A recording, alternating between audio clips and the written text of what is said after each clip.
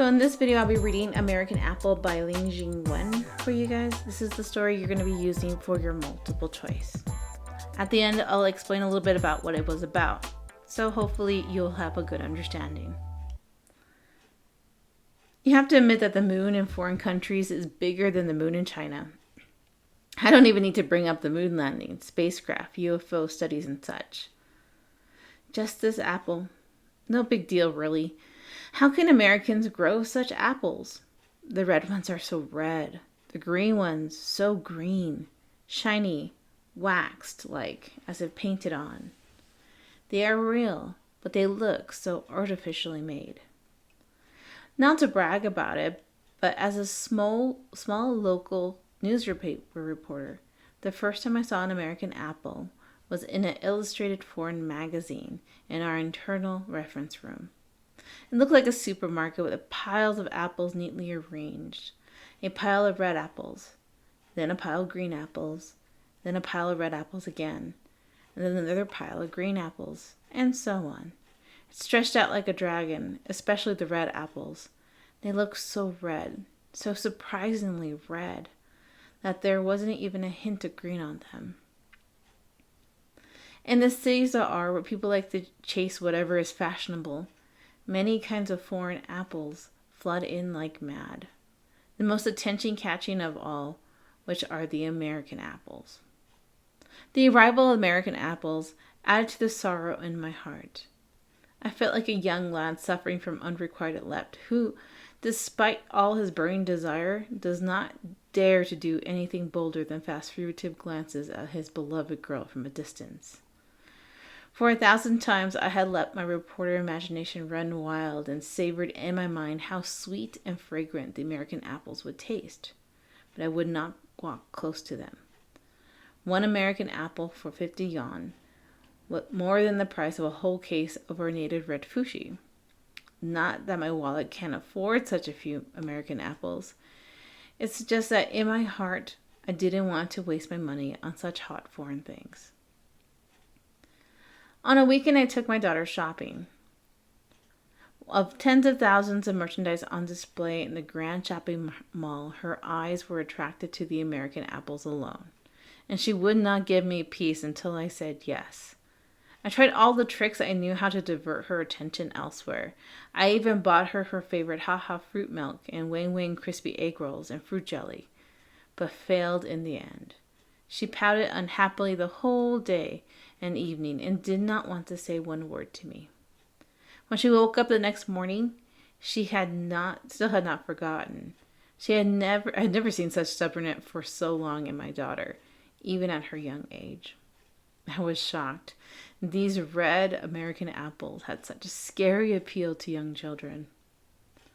I figured no matter how I sliced it, I shouldn't have denied my daughter and dampened her fledgling curiosity about the unknown world. That is to say, I should have let my daughter's experience about what American apples tasted like. So I burned the midnight oil for a few days, sold a few more stories, made a bit more money, and dashed to the Grand Mall. There I took out 100 yuan bill and bought 2 American apples from a young, all-smiling salesgirl. When I got home with the 2 apples, my daughter jumped for joy, but she didn't want to eat them. Instead, she placed the apples right next to the white rabbit, her favorite toy. Every night before going to bed, she would take one last look and feel the apples in her hand gently. I said, "Why don't you eat them? I'll buy you more if you like them so much." But she would shake her head, her eyes still fixed on the mouth-watering apples. She didn't have the heart to take a bite into the apples that looked so perfect in her mind. Not long afterwards, at the end of an important business press conference, the sponsors gave us each of veteran reporters an exquisitely packaged gift box, each containing 4 American apples. I was so thrilled with the gift, which felt so heavy in my hands. At my insistence, my daughter finally gave in and agreed to eat an apple. I watched by my daughter's eager eyes. I peeled off the beautiful skin of the apple with the knife carefully, almost religiously, but still felt as though I was committing a crime. I had expected my daughter to jump for joy again, yet At the very first bite, she froze, a puzzled look in her vivid eyes. She licked her mouth a few times as if not sure of her own taste. Then, with apparent disappointment, she placed the apple in my hand. Why does it taste like this? I took a bite and my eyebrows furrowed right away, too. Indeed, it tasted far worse than the red fuchsia. So we left the exquisite box of American apples untouched and forgot about them for a long time. Then we thought about them again. The apples inside were already rotten beyond recognition. So let's break this down a little bit. So he starts off with this speaking about the moon being bigger in other countries than moon in China. He's not specifically talking about the moon here. This is a metaphor, okay? So it's almost like how when we look at things that are foreign, sometimes we think they're amazing or something different. And that curiosity is like the moon, it's bigger.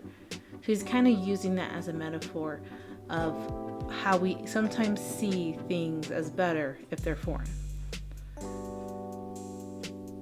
He even talks about the apple, right? He introduces this idea of the apple.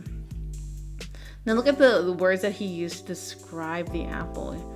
He calls them perfectly, so red, right? You know, they look real, but not really. Then, of course, he even brings up the idea that in his city, whatever's fashionable, right? So people are going to buy these apples because they think they're interesting, they're different. It's fashionable to have or buy these apples, right? They're eye-catching. So the idea of something that's foreign and different and that curiosity is pushing people to buy these apples. But he chooses not to. He's like, no, it's too expensive and, you know, I don't want to waste my money on trends and what people are into right now. Then he takes his daughter shopping, right? And if you guys have ever experienced this as a child, or you know some kids who've done this, sometimes you see something while you're going shopping, you just have to have it. And it doesn't matter how much your parents try to talk you out of it, you are not giving up. And that's basically what happened to his daughter. She wanted an apple. Didn't matter if that he bought her everything else that she likes. No, she wanted the apple. And he says these red American apples had such a scary appeal to the young children. How could these apples, these just pieces of fruit, bring so much want for this poor little girl, you know? So finally he decides to be a little, you know, just a little nice to his daughter, and kind of spoil her for a moment. And he goes and buys 2 apples. When she buys the 2 apples, she doesn't even eat them. She puts them right next to her favorite toy. Just because to her they're so beautiful that she doesn't even want to like destroy that beauty. They're too cute to eat, basically. Then he finally gets more apples as a gift. And with that, now they have more apples, quite a bit of apples. So they have 4 American apples, and he had the 2 before. So might as well try to eat it, right? They peel the apple, they eat it, and as she says, with apparent disappointment, she placed the apple in my hand. Why does it taste like this? I don't think she liked the apple, do you? Right? And then they leave the box of apples untouched, to the point where they forget about them and just let them rot. So think about also what this really means. Okay, we have that idea of foreign being good. We have that idea of that hype, that want. Have you guys ever had that experience where you had something that you wanted and then you finally got it, you were kind of disappointed? That's kind of what we have going in this story. So keep all of that in mind as we go through the questions.